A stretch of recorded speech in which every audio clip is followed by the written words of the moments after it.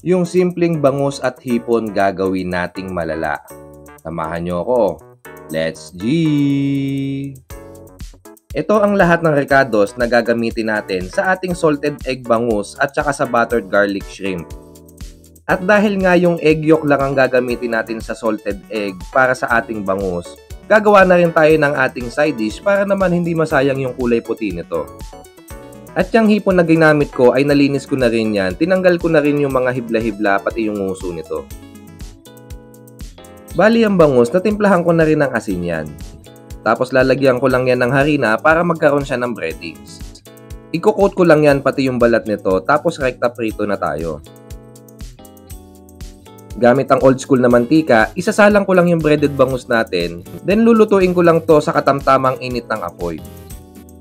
Slow cook lang at mabilis lang naman din maluto ito. At habang nagpiprito ako, shoutout muna tayo. Shoutout po kay Cheryl G, nanonood siya from Doha, Qatar, at kay Jenny Lindiwata ng Cabanatuan, Nueva Ecija. Shoutout din po kay Joy G from Taguig City at sa tropa natin kay Roel Binayog from Quezon City.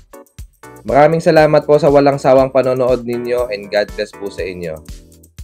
Sinet aside ko lang muna yung pinirito kong bangus tapos gagawa na ako ng sauce nito. Nagtunaw lang ako ng butter dito tapos nilagay ko na agad yung egg yolk hanggang sa matunaw ito. Tinimplahan ko lang ito ng paminta tapos nilagyan ko lang ito ng kaunting honey.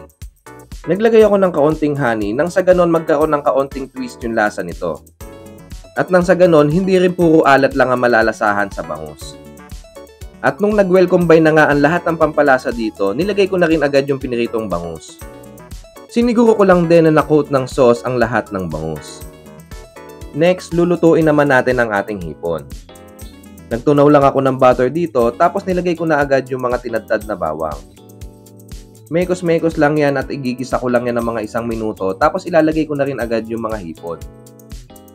Sa pagluluto ng hipon, medium heat lang tayo dito mga ka-FT para maiwasang ma-overcook yung hipon. At bago pa nga maluto yung hipon, nilagay ko na agad dito yung ceiling green. Tapos tinimplahan ko na agad dito ng paminta, liquid seasoning at maglalagay din ako dito ng oyster sauce. Mekos-mekos lang para ma-distribute yung mga pinampalasa natin dito. Minsan kapag nagluluto ako ng ganito, sinasabawan ko to ng Sprite. Pero this time gusto ko kasi medyo dry yung hipon. At nung naluto na nga yung hipon, naglagay pa ako dito ng sesame oil para talagang malalang malala yung buttered garlic shrimp natin. That's it, ganyan lang siya kabilis lutuin mga ka-FT. Another simple recipe na naman ang ating nagawa na tsak na mabibigyang buhay ang ating hapagkainan. At para nga hindi masayang yung egg white ng salted egg natin, gagawin natin itong side dish. Nilagyan ko lang din ito ng kamatis, sibuyas, tapos titimplahan ko lang yan ng paminta at maglalagay lang din ako dito ng kaunting patis. Kapag nga gumagawa ako ng ganitong side dish, naglalagay po talaga ako ng patis. Don't worry, hindi naman naaalat ng gusto yan dahil sa kamatis.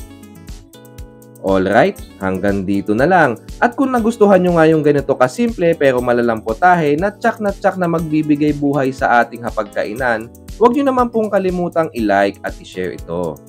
Paki-follow na rin po ako para everybody happy. Alright, hanggang dito na lang. Ilabas na ang bahaw. Bye-bye!